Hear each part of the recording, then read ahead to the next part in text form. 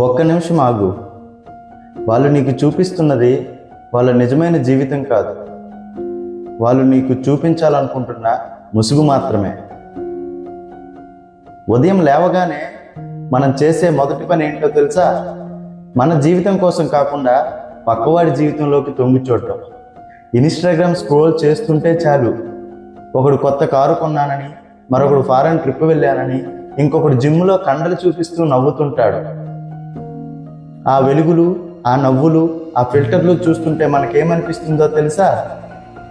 ప్రపంచమంతా ఎంజాయ్ చేస్తుందే, నేను మాత్రమే ఈ 4 గోడల మధ్యన ఇలా నలిగిపోతున్నానే అని ఒక రకమైన ఇన్ఫీరియారిటీ కాంప్లెక్స్ ఏర్పడుతుంది. ఒక నిమిషం ఆగు బ్రదర్, వాళ్ళు నీకు చూపించింది వాళ్ళ నిజమైన జీవితం కాదు, కేవలం వాళ్ళు నీకు చూపించాలనుకుంటున్న ముసుగు మాత్రమే. ఎవరైనా సరే ఏడ్చినప్పుడు సెల్ఫీ తీసుకుంటారా?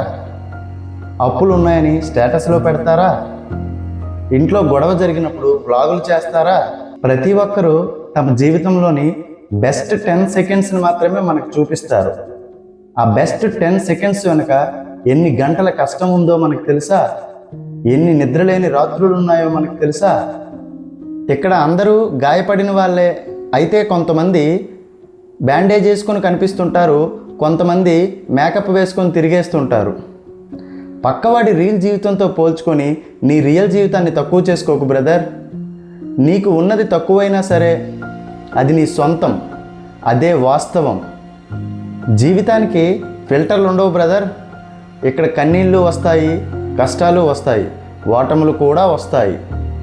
అవే మనల్ని మనుషులుగా మారుస్తాయి. ఫోను పక్కన పెట్టు, నీ గది కిటికీ తలుపు తెరిచి బయట ప్రపంచాన్ని చూడు. నీకు నచ్చిన పని చేయి. నీ సంతోషం పక్కవాడి లైకుల మీదో కామెంట్ల మీదో ఆధారపడి ఉండకూడదు బ్రదర్. నీ అస్తిత్వం నీ పనిలో ఉండాలి. ఎప్పుడైతే నీవు పక్కవాడి జీవితాన్ని చూడటం ఆపేస్తావో అప్పుడే నువ్వు నీ జీవితాన్ని ప్రేమించడం మొదలు పెడతావు. ఒకటి గుర్తుపెట్టుకో బ్రదర్, నీవు ఒరిజినల్వి, ఎవరికి కాపీగా మాత్రం బతకకు. All the best.